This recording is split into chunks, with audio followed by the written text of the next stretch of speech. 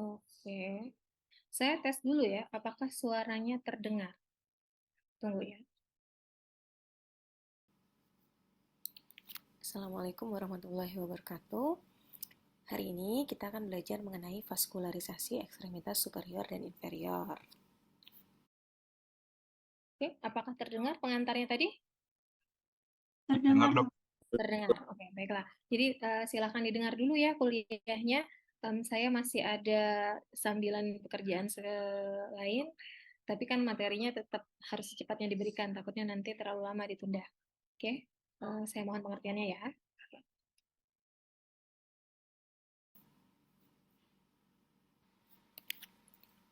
Salah satu sistem di tubuh kita adalah sistem sirkulasi yang bertugas untuk menyalurkan cairan di seluruh tubuh kita. Jantung dan pembuluh darah bertugas untuk mengalirkan darah di seluruh tubuh. Nah, struktur pembuluh darah terdiri atas 3 lapisan, yaitu tunika intima, tunika media, dan tunika eksterna, di mana tunika intima dilapisi oleh endotelium.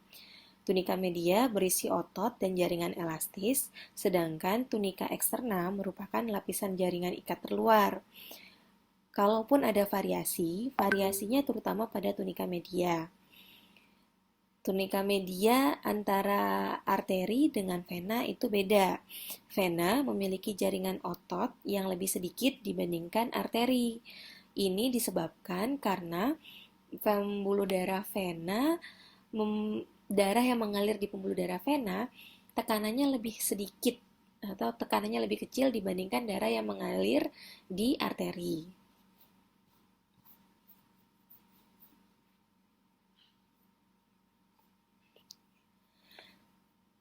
Saat ini yang kita ketahui ada 3 jenis pembuluh darah, yaitu arteri, vena, dan kapiler. Arteri akan membawa darah dari jantung ke seluruh organ, sampai nanti berakhir di arterioles yang mengantarkan darah ke kapiler. Arteri itu atau pembuluh darah memiliki ukuran yang berbeda-beda. Jadi baik arteri maupun vena dia memiliki ukuran yang berbeda-beda dari yang paling besar sampai makin lama makin mengecil. Nah, nanti berakhir di arteriol. Kapiler itu merupakan tempat pertukaran nutrisi, oksigen, metabolit, dan substansi lain. Kapiler ini merupakan anastomosis, jadi ada hubungan antara arteriol dengan venula. Jadi kapiler itu terbentuknya oleh hubungan antara arteriol dan venula. Venula merupakan pembuluh darah yang ukurannya paling kecil. Nanti venula ini akan membawa darah ke vena yang ukurannya lebih besar sampai nanti kembali ke jantung.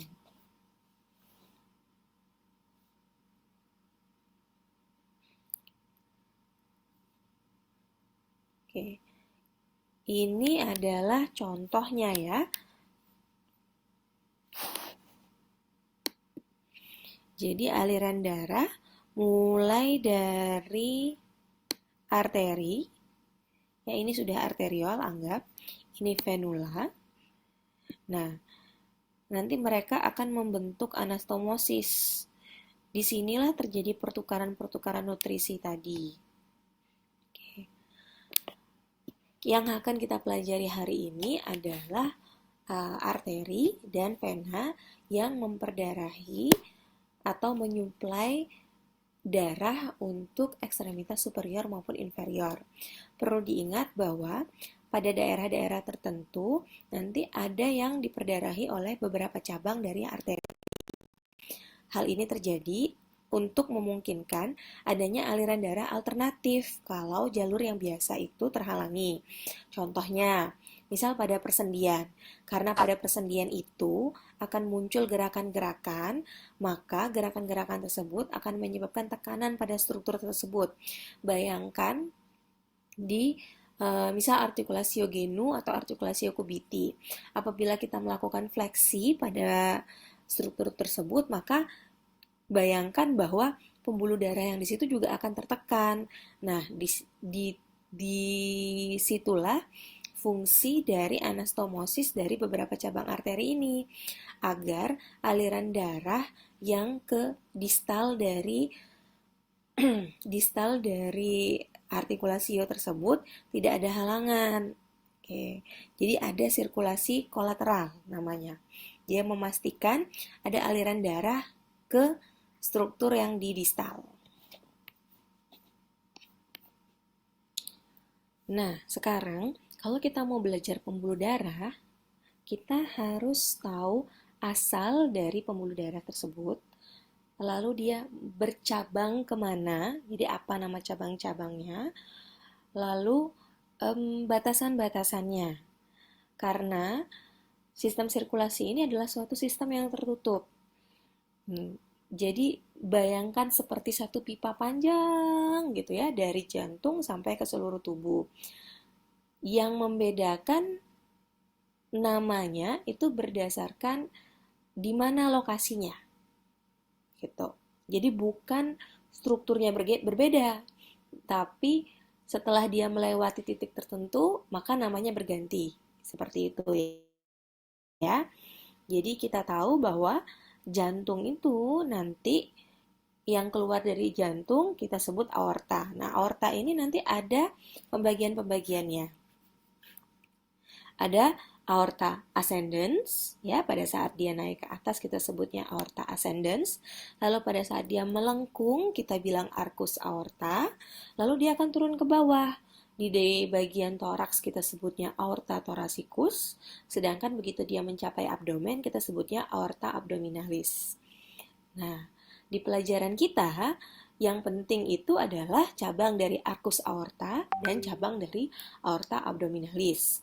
Nanti arcus aorta akan memberikan cabang yaitu arteri subclavia yang merupakan pemasok utama untuk pembuluh darah di ekstremitas superior, sedangkan aorta abdominalis nanti akan mengeluarkan arteri iliaca externa yang merupakan arteri utama untuk ekstremitas inferior. Oke, yang pertama kita lihat yaitu arcus aorta. Ini nanti bisa dibaca, saya perlihatkan gambarnya ya. Nah,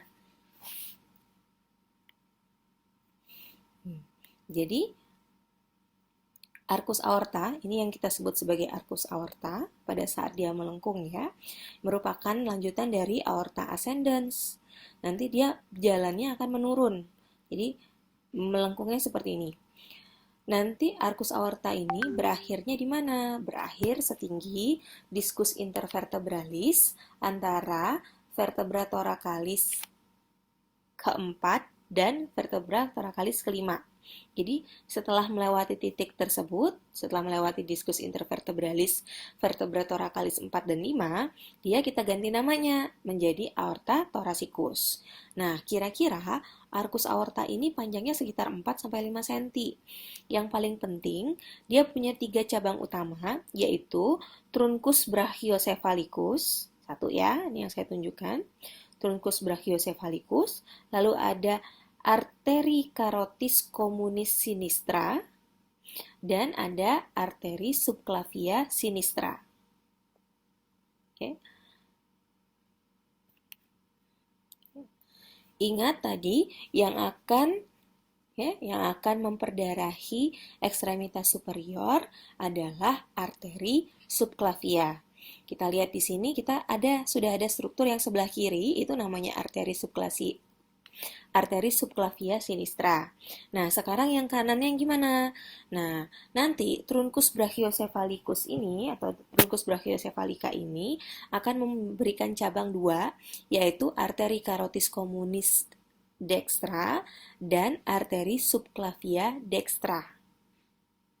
Oke, jadi ada perbedaannya antara yang dextra dan sinistra. Yang dextra asalnya, kalau ditanya asalnya, itu dari truncus brachiocephalica, bukan dari arcus aorta. Sedangkan kalau arteri subclavia sinistra, cabangnya itu atau dia berasal langsung dari arcus aorta, ya. Itu berbeda. Nanti untuk percabangan dari arteri subclavia, baik yang sinistra maupun dextra, itu sama saja. Yang berbeda adalah kita harus tahu berbeda asalnya, sumbernya berbeda. Nah, ini untuk secara skematis ya.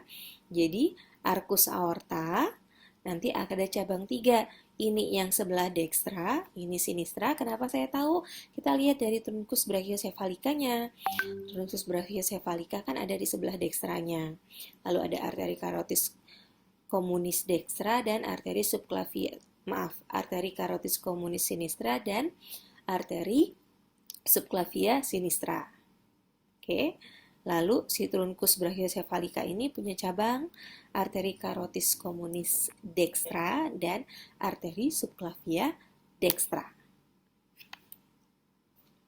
Oke, di sini saya ulangi lagi ya untuk memperlihatkan skemanya bahwa arteri subclavia sinistra dan dextra asalnya berbeda. Arteri subclavia dextra berasal dari trunkus brachiocephalica, sedangkan arteri subclavia sinistra asalnya langsung dari arkus aorta.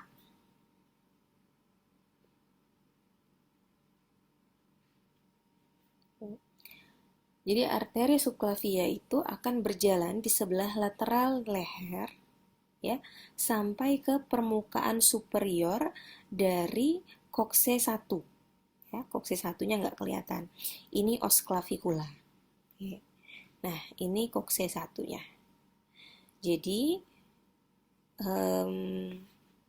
nanti arteri subclavia ini, begitu dia menyilang atau melewati tepi lateral dari koste 1, dia ganti nama. Jadi cuma batas ini. Ya. Ini koste 1.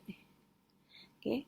Ganti nama, kita sebut sisanya yang di distalnya itu adalah arteri axillaris. Oke.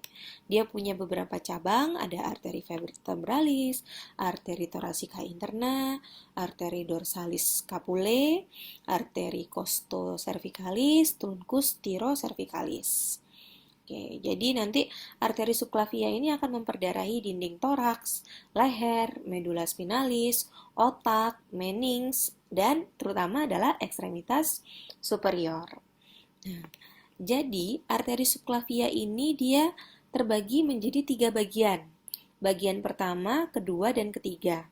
Siapa yang membaginya? Dia dibagi oleh musculus calenus anterior. Yang ini ya, musculus calenus anterior. Jadi, bagian pertama itu di sebelah medial dari musculus calenus anterior.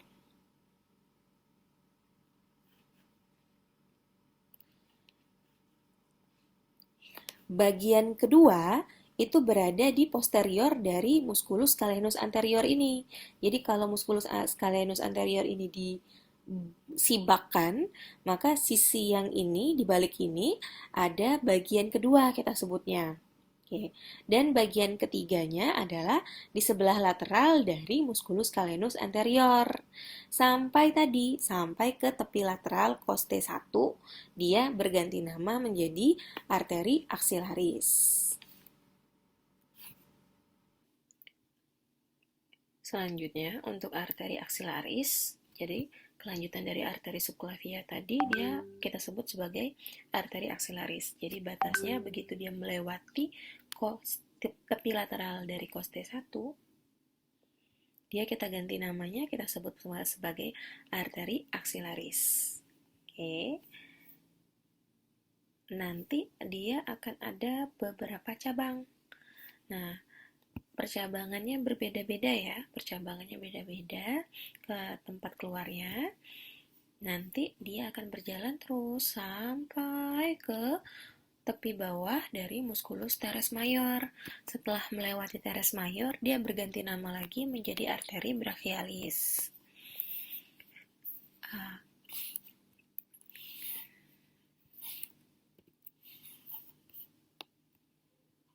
Oke, ini saya tunjukkan arteri axillaris kita.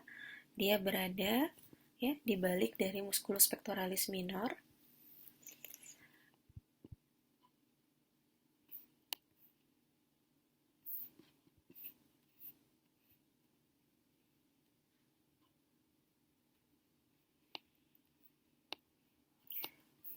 Oke, dia berjalan ke lateral sampai ke batas bawah dari musculus teres mayor.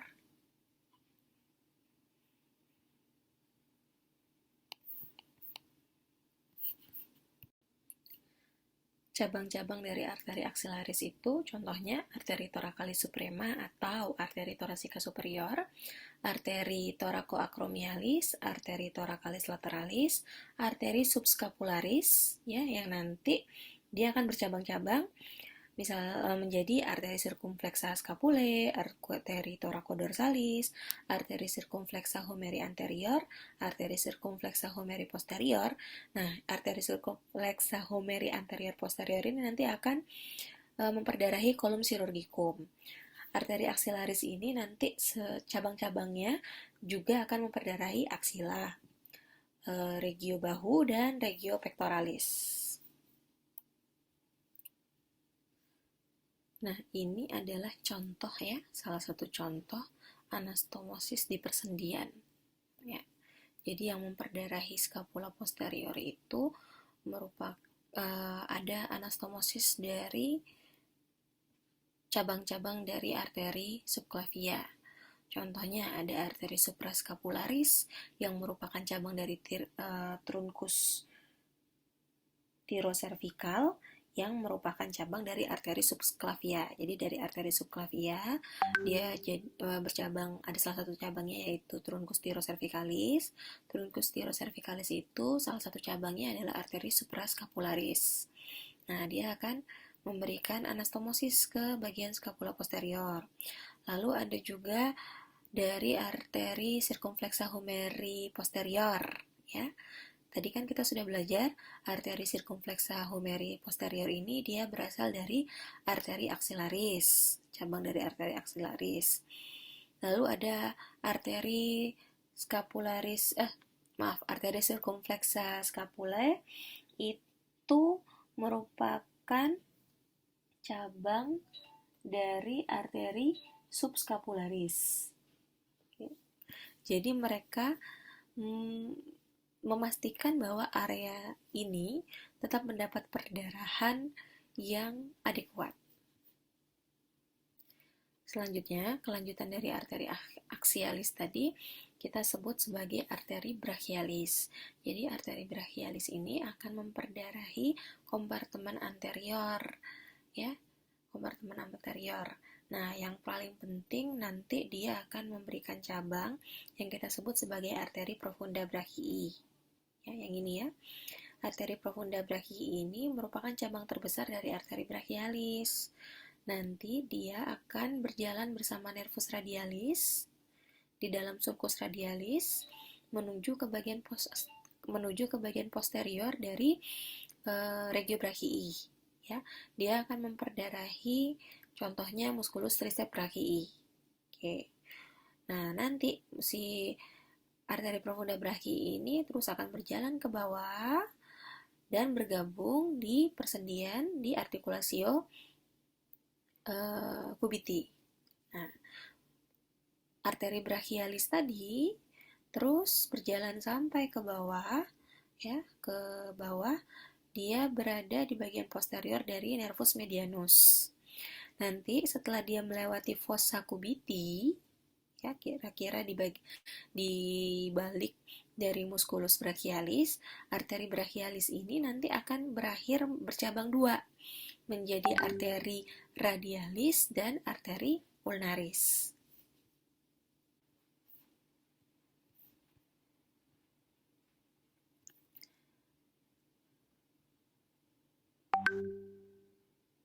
Oke, baiklah, kita hilangkan dulu ya. Kita hilangkan dulu musculus biceps brachii. Nah, jadi ini adalah arteri brachialis. Lihat, kita sebut dia arteri brachialis setelah dia melewati tepi bawah dari musculus teres mayor. Dia akan berjalan terus ke bawah, ya, berjalan terus ke bawah sampai ke fossa cubiti.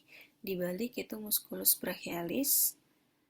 Nah, kira-kira setinggi kolum pradii dia bercabang dua menjadi arteri radialis dan menjadi arteri ulnaris. Itu yang sedang kita tunjukkan adalah cabang yang terbesar tadi, yaitu arteri profunda brachii. Lihat, dia akan ke arah kompartemen posterior untuk memperdarahi musculus triceps brachii.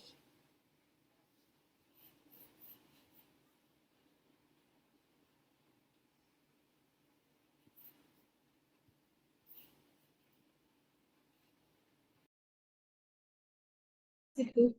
Dia sharing. Makan ya, Kak.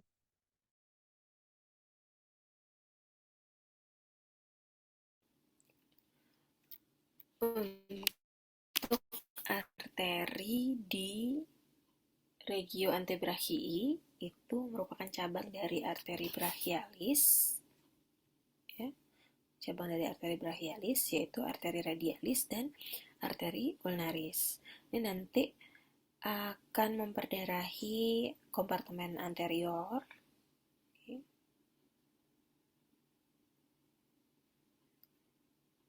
Ada arteri radialis yang di sebelah lateral, ya, dia akan dimulai dari kolum radii, dia memperdarahi sebelah lateral.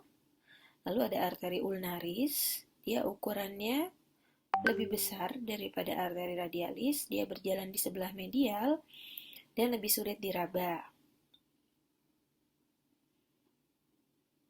Nanti di bagian manus, cabang maupun baik cabang maupun arterinya, ujung dari arteri tersebut akan beranastomosis membentuk arcus palmaris. Oke, nanti kita akan bahas tentang arcus palmaris.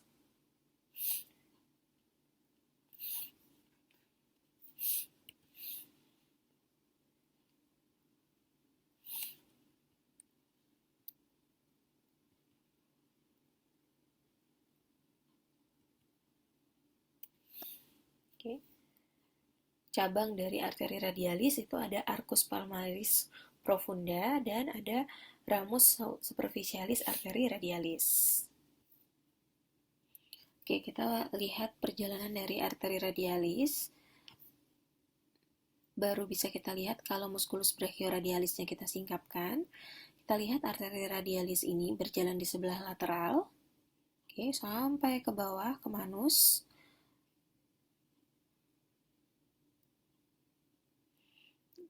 Nah, dia di manus akan masuk ke arah lateral dan posterior, ya. Ke arah posterior dia.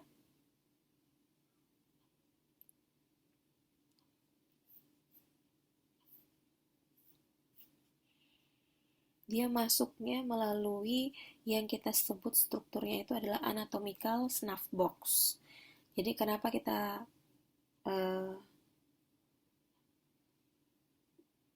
pelajari untuk yang arteri radialis ini, salah satunya adalah pulsasi atau denyut dari arteri radialis ini kan yang biasanya kita raba untuk mengukur denyut nadi, betul ya?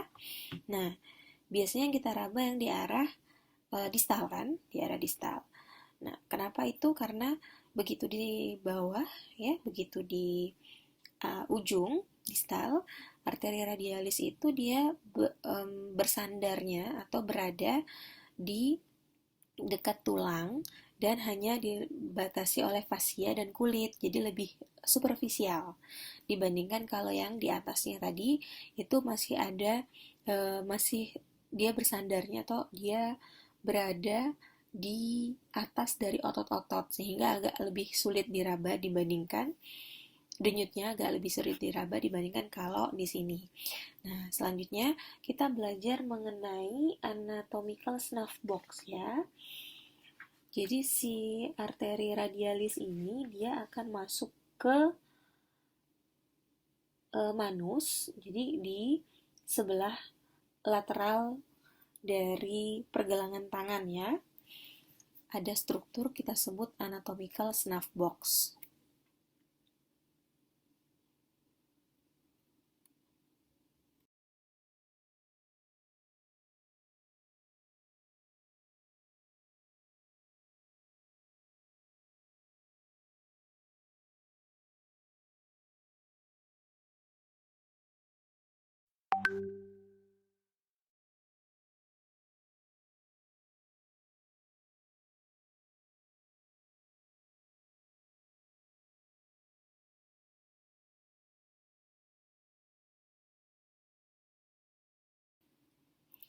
Nah, ini kita lihat.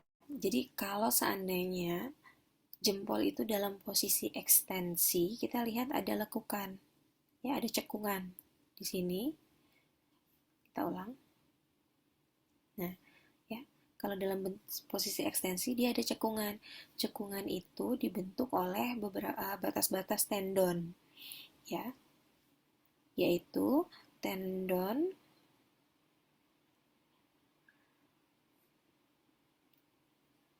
extensor pollicis longus, extensor pollicis brevis, dan abductor pollicis longus. Oke. Ini yang saya tunjukkan adalah tendon dari extensor pollicis longus, lalu ada extensor pollicis brevis, dan tendon dari abductor pollicis longus. Dasarnya yaitu os scapoid dan os trapezium. Nah, di sini arteri radialisnya menuju ke manus.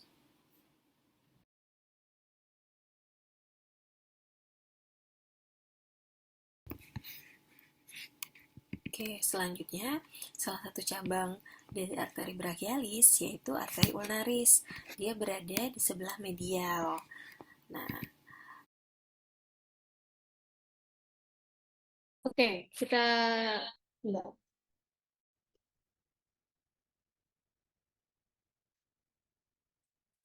Nah, untuk anatomical snuff box tadi saya ulang ya. Jadi posisinya itu adalah di bagian ini kan palmar ya, telapak tangan. Nah, ini bagian dorsumnya. Di sini daerah lateral dari jempol itu kalau kalian gerakkan, kalian akan ketemu ada yang namanya lekukan. Ya, lekukan ini itu terbentuknya oleh 3 tendon. Kemarin tuh saya coba cari di model kita, tapi kalau di model tuh dia nggak jelas karena tendonnya tuh tebal-tebal. Tapi kalau kemarin kita lihatnya di yang plastinasi, itu jelas terlihat tendonnya. Tendonnya itu membentuk ada segitiga. Sebentar ya.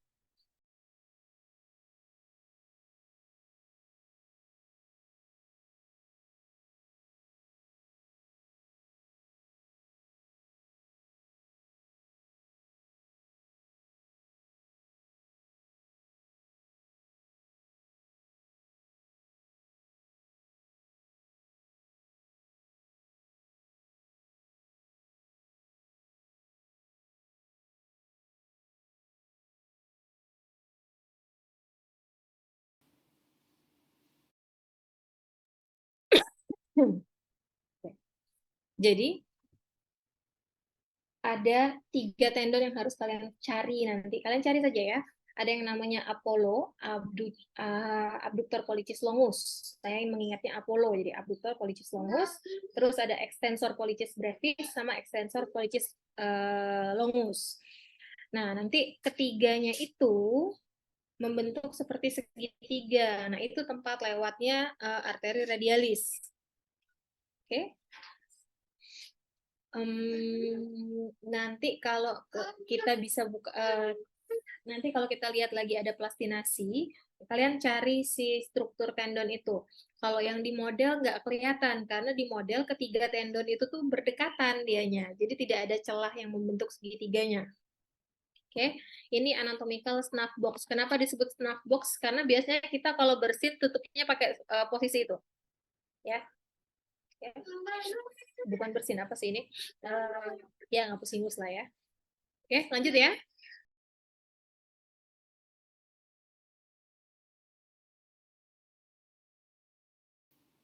nah, di sini arteri radialisnya menuju ke manus.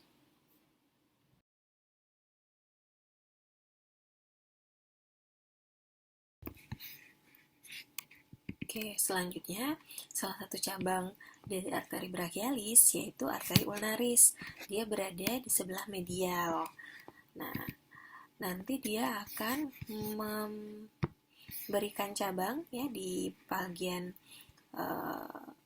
proksimalnya. Dia akan memberikan cabang yaitu arteri interosseius communis. Oke. nanti arteri ulnaris ini akan berjalan bersama dengan nervus ulnaris. Dia akan masuk ke manus ya dan membentuk arcus palmaris superficialis. Jadi cabang dari arteri ulnaris itu adalah arcus palmaris superficialis dan ramus profundus arteri ulnaris. Arteri ulnaris ini akan memperdarahi sisi medial dan tengah dari antebrachii.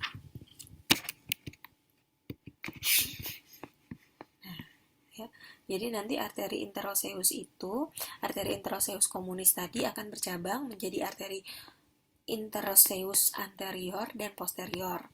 Keduanya itu akan memperdarahi membran interoseus di antebrachii.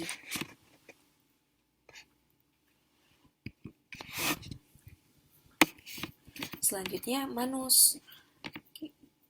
Manus ini memiliki suplai darah yang baik karena dia memiliki banyak anastomosis. Kenapa? Tadi tangan itu kan banyak persendiannya dan gerakannya juga banyak, tekanan di situ banyak terjadi, misalnya kita sambil menggenggam gitu ya, atau mengangkat sesuatu.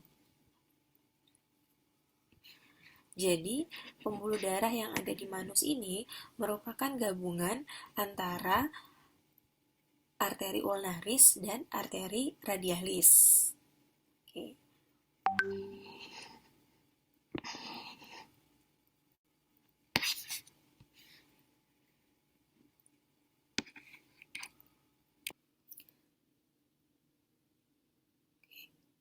Jadi, arteri radialis itu kontribusinya terutama untuk menyuplai area jempol sampai sisi lateral dari jari telunjuk. Sedangkan arteri ulnaris itu untuk sisa dari jari-jari tangan kita serta sisi medial dari jari telunjuk. Nah, arteri ulnaris ini, ya nanti kita lihat videonya. Arteri ulnaris ini dia akan berjalan di depan dari flexor retinaculum, ya, dari flexor retinaculum.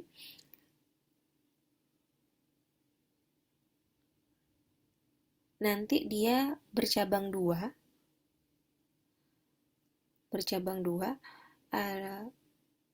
ada ramus profundus arteri ulnaris dan ada arcus palmaris superficialis. Ya. Jadi arcus palmaris superficialisnya itu merupakan kelanjutan dari atau ujung terminal dari arteri ulnaris itu adalah arcus palmaris superficialis. Tapi dia ada cabang yang ke arah dalam, yaitu ramus profundus arteri ulnaris.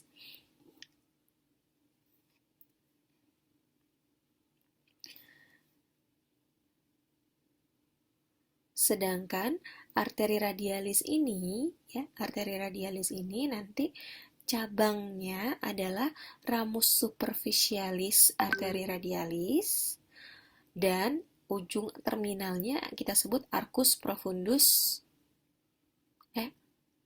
arcus palmaris profundus. Arcus palmaris profundus. Oke, ini secara skema ya. Secara skema terlihat ada dua arcus yang ada di regio manus. Ada arcus palmaris superficialis dan ada arcus palmaris profunda. Yang superficialis dia letaknya lebih ke distal. Oke, kedua arcus ini dibentuknya oleh arteri radialis dan arteri ulnaris. Jadi arteri radialis itu akan berakhir atau ujung terminalnya kita sebut sebagai arcus palmaris profundus. Kalau yang arteri ulnaris, ujung terminalnya adalah arcus palmaris superficialis. Nah, yang radialis akan kasih cabang. Dia kan yang utamanya ke profunda ya, tapi dia akan kasih cabang ke superficial. Kita sebutnya ramus superficialis arteri radialis. Nanti dia akan beranastomosis dengan si arcus palmaris superficialis. Nah, kebalikan dengan arteri ulnaris. Ujung terminalnya tadi kan dia ke superficial. Nah, tapi dia akan memberikan cabang ke profunda yang kita sebut sebagai ramus profunda arteri ulnaris yang beranastomosisnya dengan arcus palmaris profunda.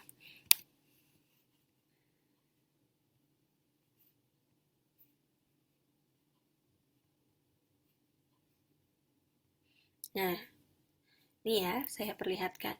Ini kan retinaculum flexorum.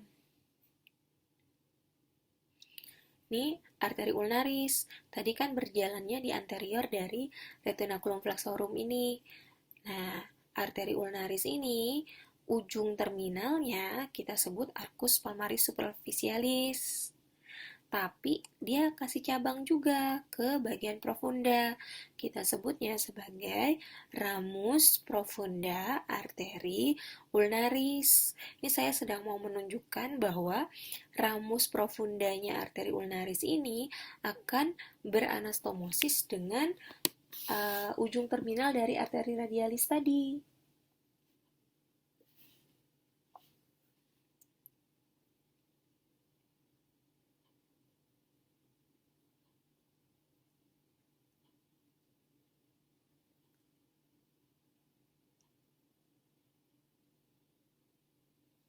Nah ya, selanjutnya arteri radialis ini dia akan punya cabang ke arah superficial. Nah, namanya ramus superficialis arteri radialis. Lihat, dia akan berkoneksi, beranastomosis dengan si arcus palmaris superficial.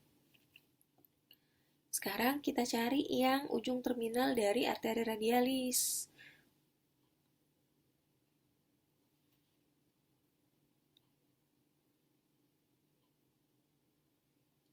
Dia akan ke arah profunda.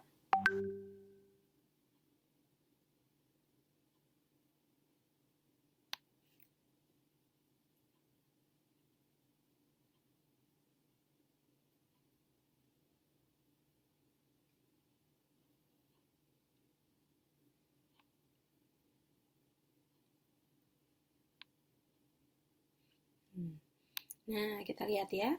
Dia akan ke arah profunda dan berakhir sebagai arcus palmaris profundus yang beranastomosisnya tadi dengan cabang dari arteri ulnaris.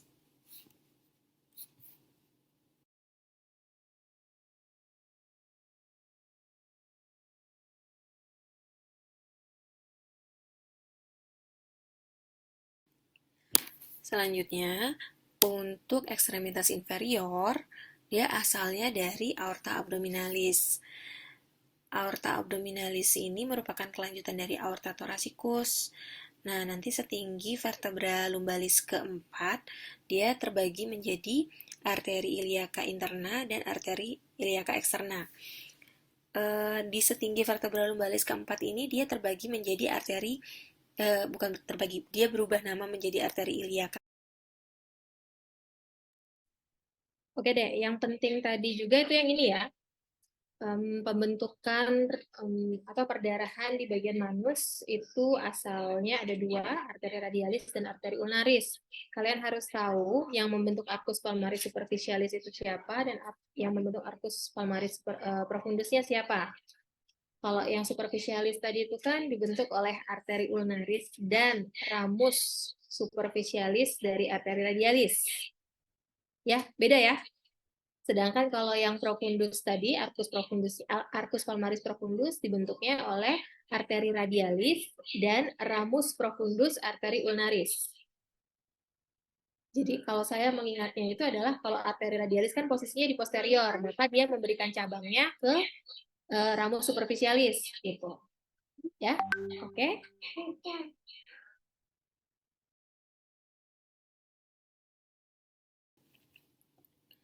Sekarang kita cari iliaka communis, kemudian setinggi diskus intervertebralis antara vertebra lumbalis keempat dan kelima, dia baru terbagi lagi bercabang dua menjadi arteri iliaka interna dan eksterna. Nanti yang penting kita bahas adalah cabang dari arteri iliaka eksterna, karena dia yang akan mendistribusikan darah ke ekstremitas inferior. Nah, secara skema begini. Nanti dari aorta abdominalis, ya, dia bercabang dua dulu menjadi arteri iliaka communis. Nanti baru dari arteri iliaka communis ini bercabang dua menjadi arteri iliaka interna dan arteri iliaka eksterna. Yang interna akan memperdarahi area pelvis. Jadi viscera-viscera pelvis itu diperdarahi terutama oleh arteri iliaka interna. Dan juga yang arteri iliaka interna ini akan memperdarahi regio gluteal. Sedangkan arteri iliaka eksterna akan berjalan ke inferior, melewati ligamentum inguinal, dia akan memperdarahi regio femoris, cruris, dan pedis.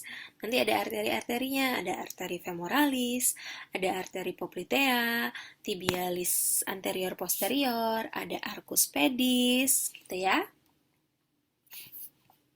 Oke, ini secara skema ya, arteri iliaka interna yang berasal dari arteri iliaka communis. Jadi percabangannya kira-kira setinggi diskus intervertebralis antara vertebra lumbalis keempat dan kelima. Oke, nah di sini nggak kelihatan, tapi struktur pentingnya nanti ada ureter yang menyilang arteri iliaka communis ini. Jadi nanti sebagai penanda itu adalah ada ureter di sini, ya. Nah, arteri iliaka interna ini dia merupakan arteri utama pelvis. Nah, tapi dia juga akan memperdarahi arteri area glutea nih, yaitu melalui cabang arteri gluteal. Jadi nanti dia memberikan cabang, ada cabangnya arteri gluteal inferior dan arteri gluteal superior. Oke, kalau arteri gluteal superior itu dia merupakan cabang terbesar dari arteri iliaka interna. Dia akan meninggalkan pelvis melalui tepi superior dari foramen ischiadicum mayor.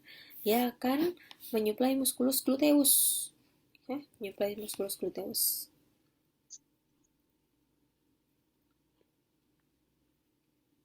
Oke, ini ya.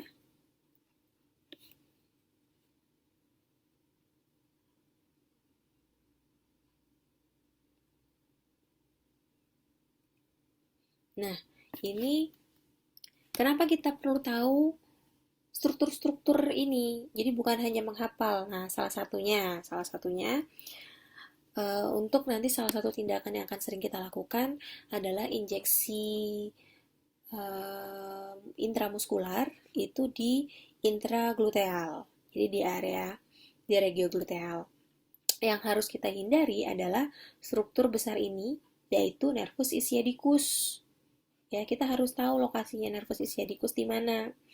Nah, makanya dari situ akhirnya kita tahu bahwa kalau kita perlu untuk menyuntik intramuskular, kita harus menghindari regio bawah dari regio gluteal. Jadi biasanya kita akan bagi 4 kuadran dan kita akan yang suntik aman itu dilakukan di kuadran lateral atas, ya. Kuadran kanan atas, enggak kanan sih, lateral jadinya, lateral atas, untuk menghindari struktur ini.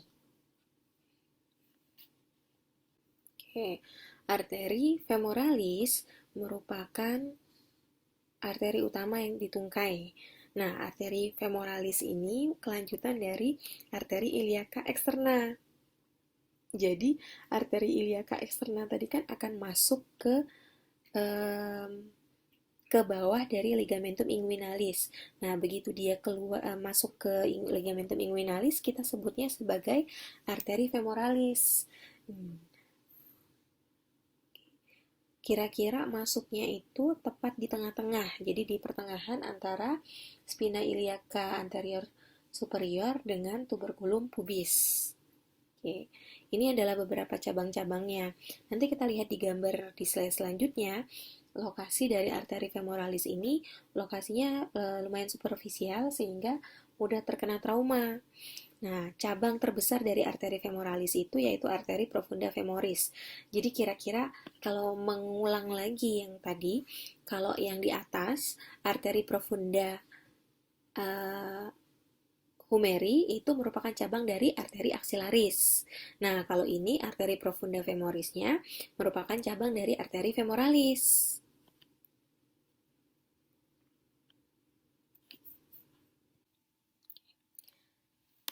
Jadi, salah satu cabang utama dari arteri femoralis tadi adalah arteri femoris profunda yang akan bercabang 3, yaitu arteri perforantes, arteri circumflexa femoris lateralis, dan arteri circumflexa femoris medialis. Nah, arteri circumflexa femoris lateralis dan medialis ini nanti akan mengelilingi kolum femur, ya. Jadi bedanya kalau arteri circumflexa humeri tadi anterior posterior, asalnya dari arteri aksilaris. Nah, kalau yang arteri circumflexa femoralis ini lateral dan medial, dan dia berasal dari arteri profunda femoris. Oke. Nanti arteri femoralis ini akan berjalan turun di sepanjang permukaan anterior dari paha. Nanti dia akan masuk ke kanal adductorius, ya, akan masuk ke kanal adductorius dan masuk ke hiatus adduktor. Nah, nanti dari sini dia akan menuju ke bagian posterior sampai ke arah fossa poplitea, nanti berubah nama menjadi arteri poplitea. Nah, ini secara skema ya. Jadi arteri femoralis itu nanti akan masuk ke triangulus femoralis. Kemudian dia akan ada cabang arteri profunda femoris. Nah, nanti arteri ini ya, yang ini arteri profunda femoris. Arteri profunda femoris ini akan bercabang, ada cabangnya yaitu arteri circumflexa lateral dan arteri circumflexa medial. Yang arteri circumflexa lateral nanti itu akan mengelilingi sisi lateral dari femur. Kalau yang arteri circumflexa medial itu akan menuju ke arah sisi posterior dari femur.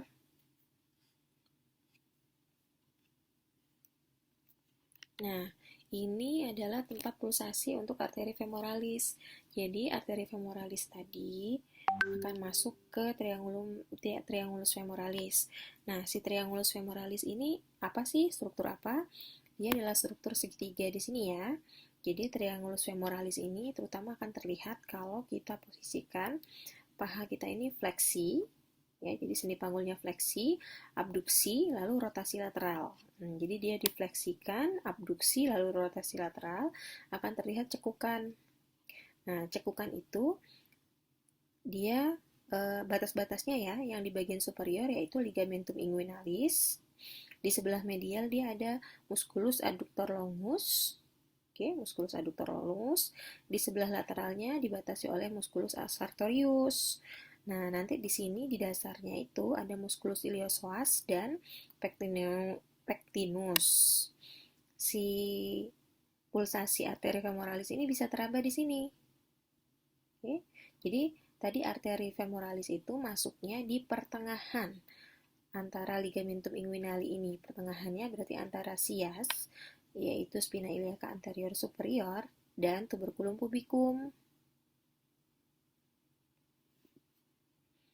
Nah, ya, jadi penting kita tahu trigonum femoralis ini.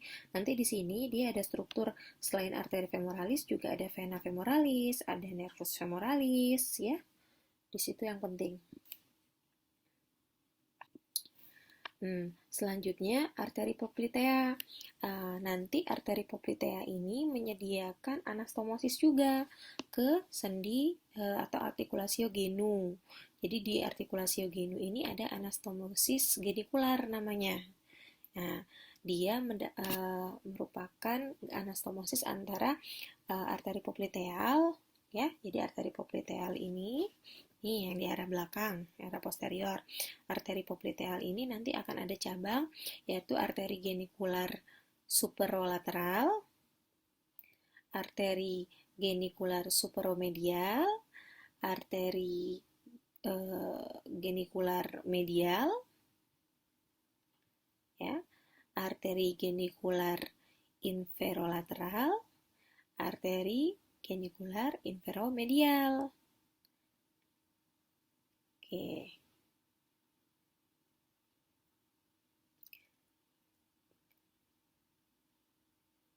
Nah, nanti salah satu yang membentuk anastomosisnya ini adalah cabang dari arteri sirkumflexa femoralis lateralis. Salah satunya juga nanti akan membentuk percabangan di artikulasio genu. Oke, denyut di arteri popliteal ini dapat diraba juga pulsasinya, ya, di bagian inferior dari fossa poplitea. Oke.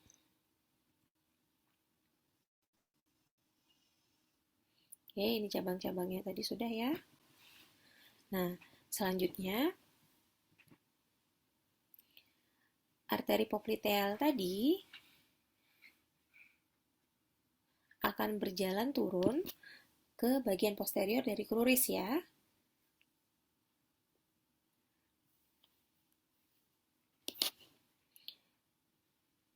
Dia nanti akan bercabang menjadi arteri tibialis anterior dan arteri tibialis posterior.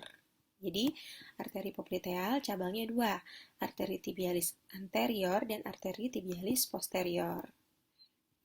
Di bagian anterior dari kruris itu nanti ada salah satu cabang dari arteri popliteal, yaitu arteri tibialis anterior. Dia akan berjalan dari inferior dari musculus popliteus. Dia akan menembus membrana interoseus ke arah anterior dari kruris. Nah, nanti di bagian pergelangan kaki, begitu sampai setinggi malleolus medialis, dia berubah namanya menjadi arteri dorsalis pedis. Oke, arteri dorsalis pedis. Oke. Nah, nih, arteri tibialis anterior merupakan cabang terminal dari arteri poplitea. Oke. Nanti dia berjalannya bersama nervus peroneus profunda.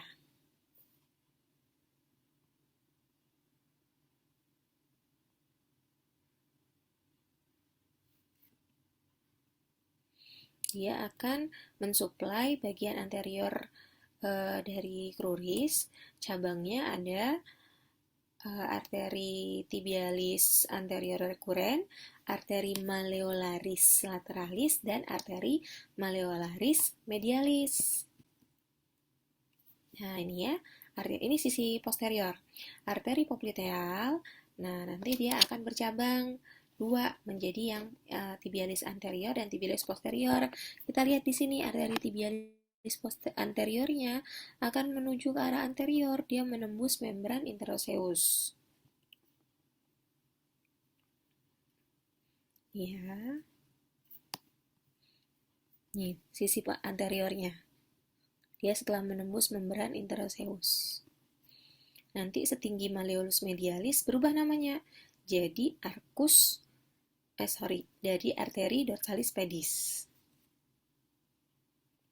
Sedangkan di sisi posterior, tadi ada satu lagi cabang dari arteri poplitea, yaitu arteri tibialis posterior. Nah, dia dimulai dari sisi distal dari poplitea sampai ke tendon dari musculus soleus. Dia punya cabang, yaitu arteri fibularis.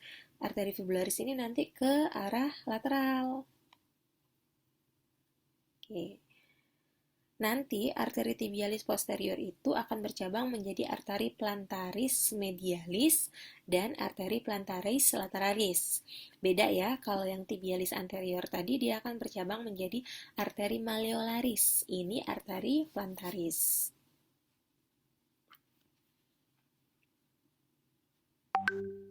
Nah, ini ya.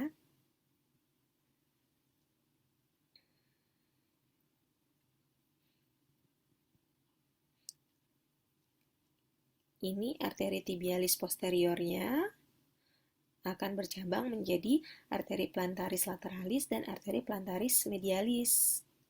Sedangkan yang anterior itu akan ke arah depan, ke arah anterior. Ini adalah tampak belakang, tampak posterior. Kenapa? Karena terlihat arteri popliteanya. Arteri tibialis posterior ini dia berjalan bersama dengan nervus tibialis lateralis. Oke. Sedangkan yang di regiopedis ada namanya arteri dorsalis pedis. Ingat tadi arteri dorsalis pedis merupakan kelanjutan dari arteri tibialis anterior. Nanti dia akan masuk ke interaceus, ada arteri plantar profunda, arteri tarsalis lateralis, dan arteri arcuata. Nah, dia si dorsalis pedis ini bisa diraba pulsasinya. Kalau di ekstremitas superior, kita punya dua arcus palmaris, superior dan profunda. Kalau di pedis, kita hanya punya satu arcus plantaris namanya, yaitu arcus plantaris profunda. Nah, arcus plantaris profunda ini merupakan gabungan dari atau anastomosis, jadi asalnya dari arteri tibialis anterior dan arteri tibialis posterior. Kalau yang cabang arteri tibialis anterior itu dari mana? Dari arteri dorsalis pedis. Oke, nanti arteri dorsalis pedis itu akan punya beberapa cabang, yaitu arteri tarsalis medialis, arteri tarsalis lateralis, ada arteri arcuata. Nah, dan ada arteri plantaris profunda. Arteri plantaris profunda itu akan beranastomosis. Ya, arteri plantaris profunda itu akan beranastomosis dengan arteri plantaris lateralis, yang asalnya dari arteri tibialis posterior. Nah, disebut nanti arcus plantaris profunda. Kita lihat skemanya. Ini tampak dari anterior ya. Dari atas berarti ini adalah sisi dorsum dari pedis. Arteri tibialis anterior akan berakhir menjadi arteri dorsalis pedis. Nanti arteri dorsalis pedis ini ada beberapa cabang. Ada arteri tarsalis lateralis, arteri tarsalis media, ada cabang arteri arcuata. Ini arteri arcuata ya. Arteri arcuata. Lalu ada arteri arteri plantaris profunda. Lihat dia ke arah dalam. Untuk apa? Nanti dia akan membentuk ini. Ini namanya arcus plantaris profunda. Ya, arcus plantaris profunda. Ini adalah ini adalah arteri plantaris profunda tadi, cabang dari arteri tibialis anterior, ya. Cabang dari arteri dorsalis pedis yang merupakan cabang dari arteri tibialis anterior. Nah, si arcus ini tadi dia terbentuk dari si arteri plantaris medialis dan arteri plantaris lateralis yang merupakan, lihat ujungnya atau awalnya, merupakan cabang dari arteri tibialis posterior. Coba kalau saya Ini adalah arteri tibialis anterior yang punya beberapa cabang, yaitu arteri maleolaris. Ini adalah kita zoom. Nah, ini adalah arteri tarsalis lateralis.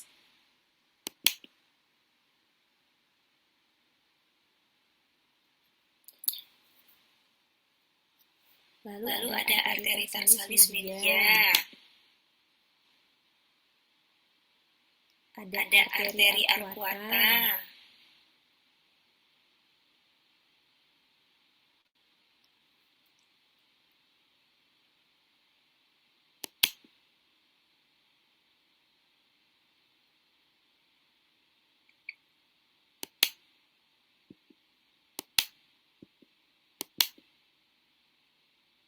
Nah, arteri plantaris profunda yang nanti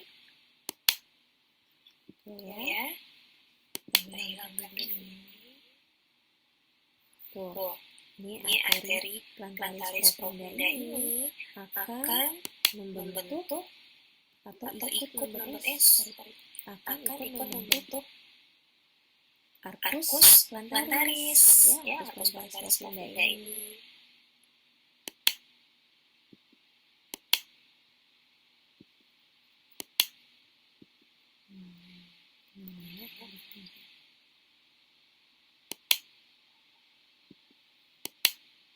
Kelihatan ya.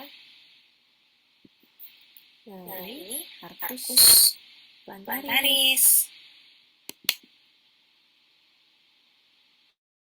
yang dibentuk oleh arteri plantaris lateralis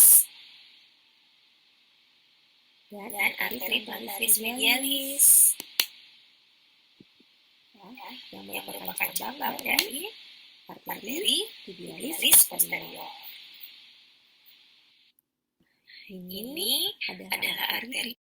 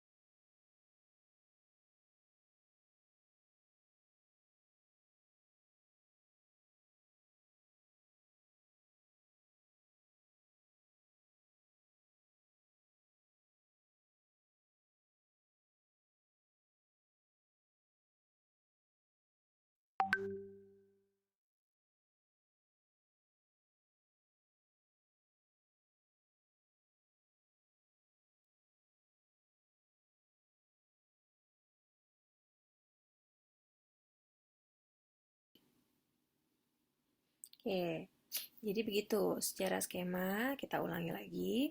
Arteri ekstremitas inferior itu asalnya dari aorta abdominalis, bercabang menjadi arteri iliaca communis, bercabang menjadi arteri iliaca externa, lalu jadi arteri femoralis, arteri poplitea, jadi arteri tibialis anterior dan arteri tibialis posterior.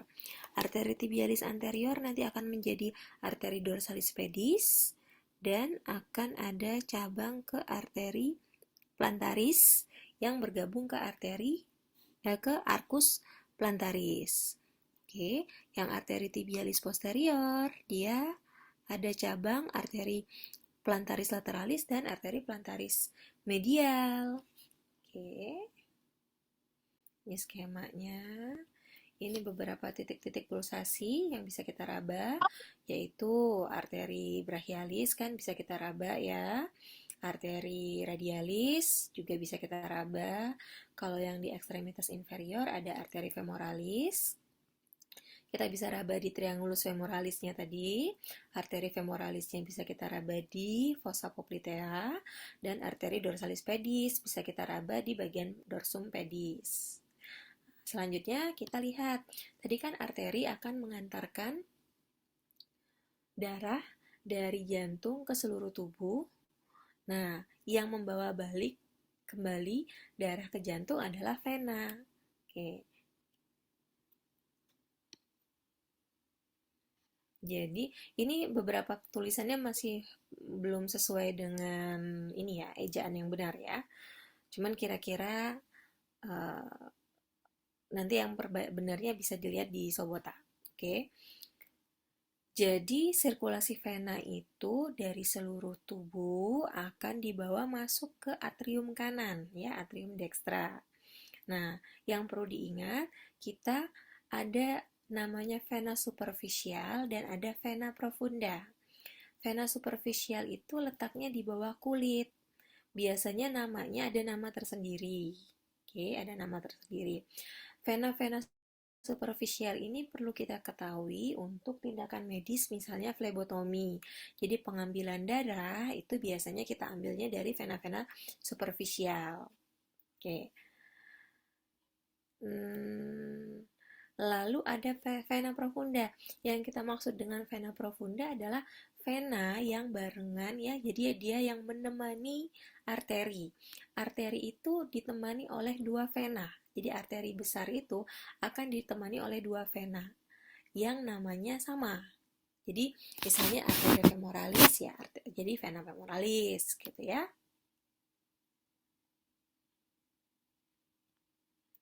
Nah, kita mulai yang ekstremitas superior. Di ekstremitas superior ada dua vena, yaitu vena cephalica dan vena basilica. Vena cephalica itu akan naik dari sini ya, dari arcus venosus palmaris ini. Oke, arcus venosus palmaris naik dia di sebelah lateral dari pergelangan tangan ke bagian anterolateral dari antebrachii. Nah, nanti di bagian fossa cubiti ini dia akan berkomunikasi ya, ada anastomosis, ada hubungan dengan namanya vena mediana cubiti. Oke. Vena mediana cubiti ini tidak terlihat di gambar ya, nanti di gambar satunya bisa kita lihat. Vena mediana cubiti ini jadi komunikasi antara vena cephalica dengan vena basilica. Ini vena basilica.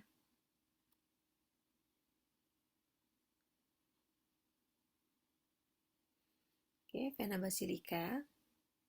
Nah, nanti vena cephalica ini akan, jadi kan dia akan ke vena media, berkomunikasi dengan vena mediana cubiti. Nah, nanti dia akan mendrainase, menuangkan darahnya tadi ke vena basilica.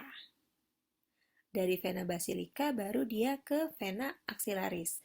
Jadi jalannya berkebalikan ya dengan arah dari arteri. Nah, kalau vena basilica dia akan berjalan itu di sebelah medial, sama dari arcus venosus juga, tapi dia dari arah sebelah medial. Oke, dia akan langsung menuangkan darahnya ke vena axillaris. Kalau yang vena cephalica tadi kan dari vena cephalica dituangkannya dulu ke vena ke vena basilica, baru ke vena axillaris. Oke, di skema yang ini tidak terlihat vena cephalica dan vena basilicanya. Cephalica terutama yang di sini nggak kelihatan ya, karena itu vena superficialis. Nah, di skema yang ini nih diperlihatkan ini nama-nama venanya. Ini adalah vena-vena profunda yang menemani arteri yang senama. Ya, jadi vena radialis itu berada atau berjalan bersama dengan arteri radialis. Vena ulnaris berjalan bersama arteri ulnaris, seperti itu. Nah,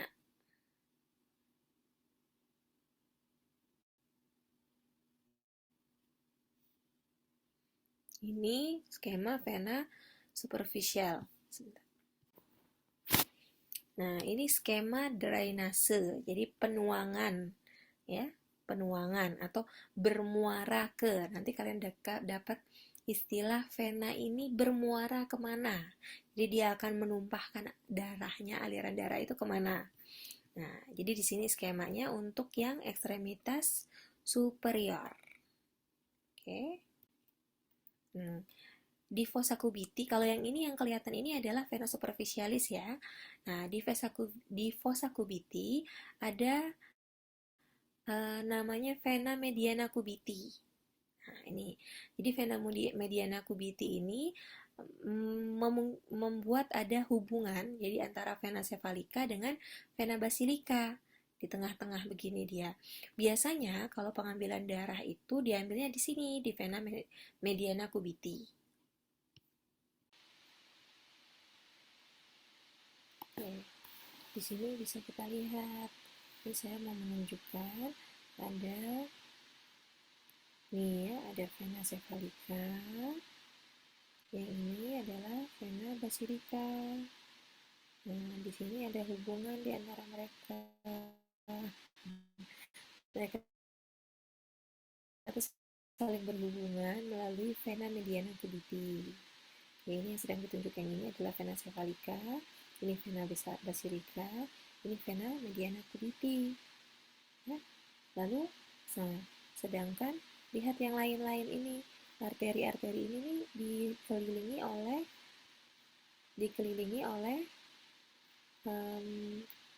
dikelilingi maksudnya didampingi oleh vena juga.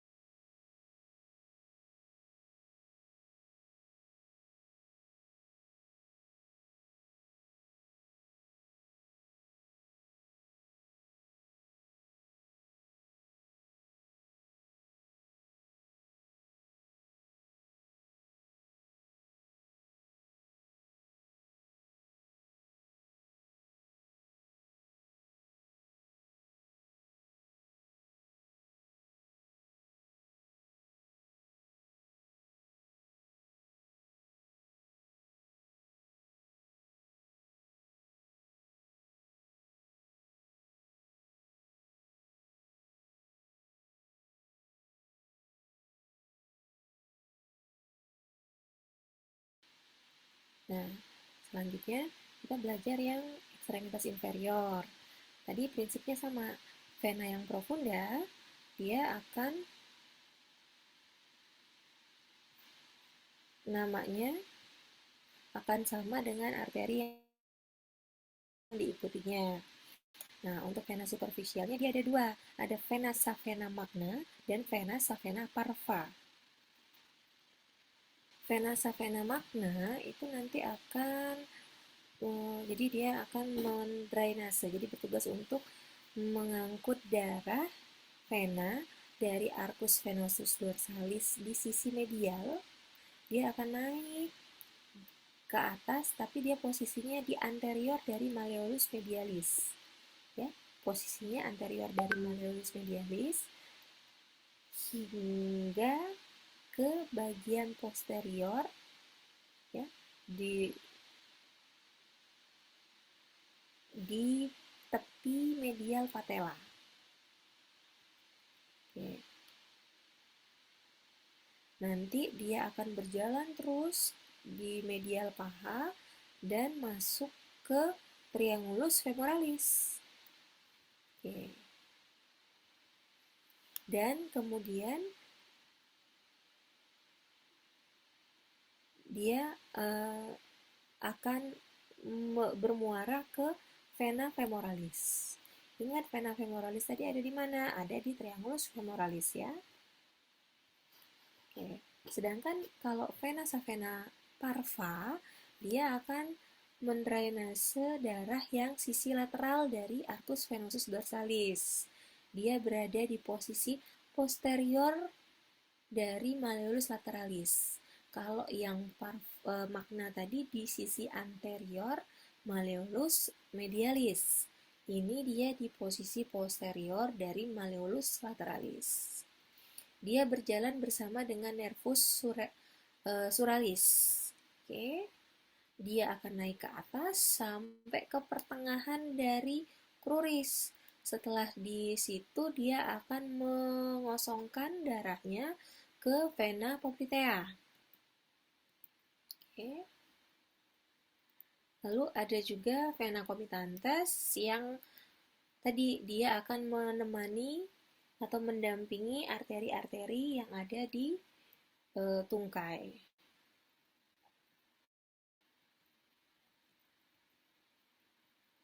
Nah, nanti si vena poplitea itu akan masuk ke hiatus adductorius, lalu berubah nama menjadi vena femoralis. Jadi perjalanannya itu kebalikan dari arterinya ya, kita menyebutnya. Nah, kira-kira begini ya. Jadi dari sisi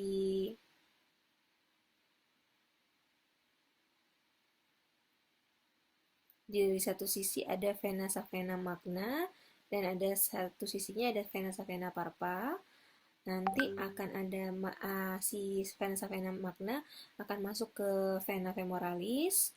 Si vena savena parva masuk dulu ke vena poplitea, baru ke vena femoralis, baru dikosongkan lagi ke vena iliaca externa, baru ke vena iliaca communis, ke vena cava inferior. Jadi gitu, perjalanannya berbalik ya.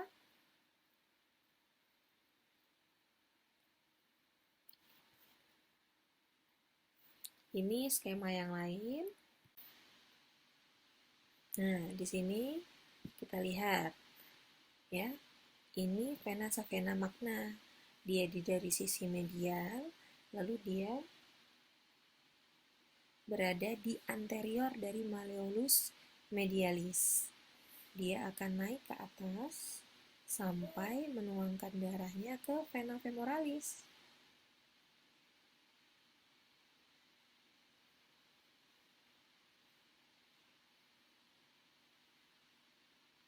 Ini vena femoralis. Sedangkan dari sisi lateral ada yang namanya vena savena parva. Kita lihatnya dari mana? Cari malleolus lateralis. Posisinya ada di sebelah posterior dari malleolus lateralis. Oke, ini ya.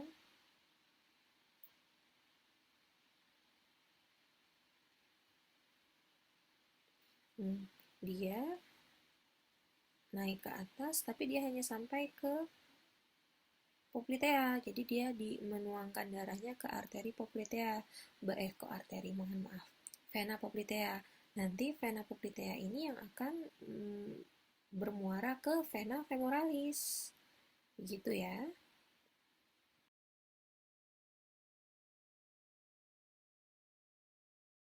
Oke, demikian penjelasan saya. Semoga kalian bisa memahaminya. Lalu yang harus dipelajari adalah kalian harus tahu nama-nama dari masing-masing arteri, terutama arteri ataupun vena yang besar-besar ya. Lalu percabangannya, tapi tidak harus percabangan yang kecil, mendetail tuh nggak perlu. Tapi paling tidak secara yang umum yang seperti yang saya ceritakan tadi. Dan harus tahu dia berasal dari mana, lalu cabangnya kemana, lalu setinggi apa, berganti nama. Jadi posisinya pada saat posisi apa akan berubah nama.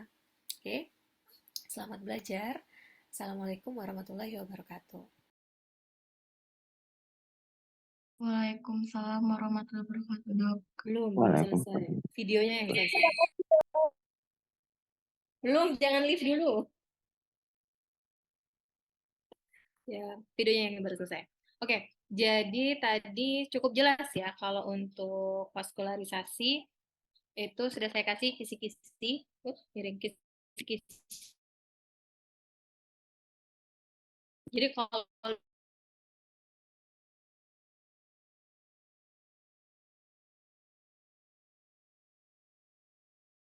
dulu jangan sampai nanti hafal cabang-cabang, tapi nggak tahu yang namanya arteri brachialis itu di mana, gitu ya. Lalu besok kan kita ada jadwal praktikum. Di jadwal praktikum itu jadwalnya inervasi. Tapi supaya gampang, karena kan saya nanti untuk praktikum inervasi dan vaskularisasi ini kita tidak bisa ke kadaver langsung karena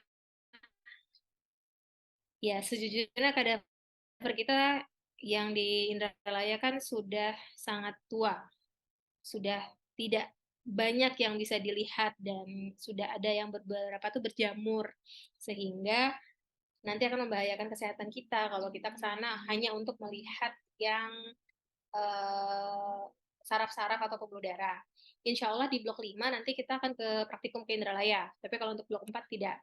Jadi besok itu rencananya saya akan memutarkan video diseksi, jadi kita lihat video diseksi itu video yang mendiseksi kadaver, jadi bisa membayangkan, lalu sambil lihat komplit anatomi ya, supaya kebayang skematiknya. Tapi besok kita materinya gabung ya, vaskularisasi dan inervasi upper limb dulu, ekstremitas superior. Baru yang hari Selasa, itu kita vaskularisasi dan inervasi ekstremitas inferior. Jadi kita besok fokus di superior, inervasi dan vaskularisasi. Oke. Terus besok jadwal saya siang ya. Paginya histologi dulu kan?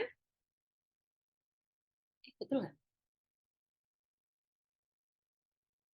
Ketua kelas? Betul kah? Praktik Kami anatomi belum besok dapat siang kabar kan? juga, Dok. Kenapa? Kami juga belum dapat kabar pastinya. Oh begitu. Dari histologinya belum dapat pasti. Nggak tahu, mungkin ketua kelasnya belum kabarin atau kakaknya belum kabarin gitu. Oh, oke, baiklah. Untuk besok praktikum yang saya online ya kita. Karena kalau mau lihat video kumpul di ruang AA sih cukup. Tapi sumpah kayaknya kalau 3 kelas digabung. Jadi kita lewat Zoom meeting lagi ya. Oke, Assalamualaikum warahmatullahi wabarakatuh. Kalau yang sekarang beneran nih. Terima kasih, Dok. Wabarakatuh. Terima kasih. Terima kasih, Dok. Salam warahmatullahi wabarakatuh. Terima kasih, Dokter. Terima kasih, Terima kasih dokter.